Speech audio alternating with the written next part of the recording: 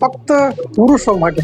મિત્રો, યશ સોની તેમજ અમિતાભ બચ્ચન, ઈશા કંસારા અને દર્શન જરીવાલા ફક્ત પુરુષો માટે કે જે ફક્ત મહિલાઓ માટે જે હતું તેનો સેકન્ડ હાફ છે.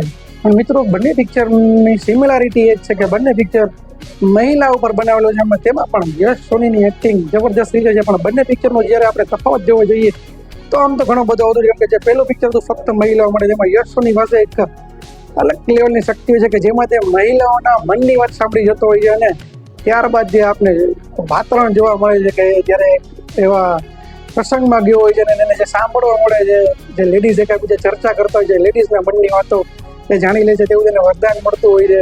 તો તે એક અલગ લેવલનું હતું ને ફક્ત પુરુષો માટે.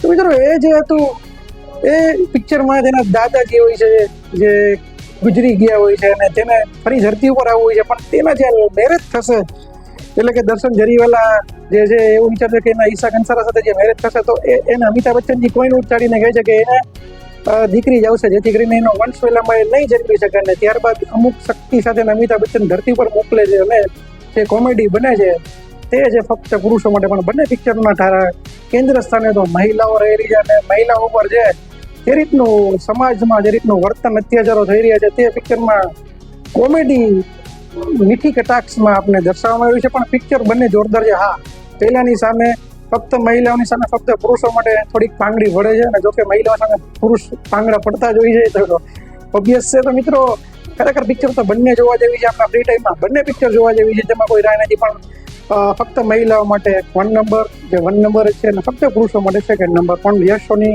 અમિતાભ બચ્ચનને જે મહેમાન કલાકાર અને અન્ય લોકોની એક્ટિંગ, ખાસ કરીને ફક્ત પુરુષો માટેમાં મિત્ર ગઢવીની પણ એક્ટિંગ જબરદસ્ત જોરદાર રીતે છે. દર્શન જરીવાલા પણ જોરદાર એક્ટિંગ કરેલી છે.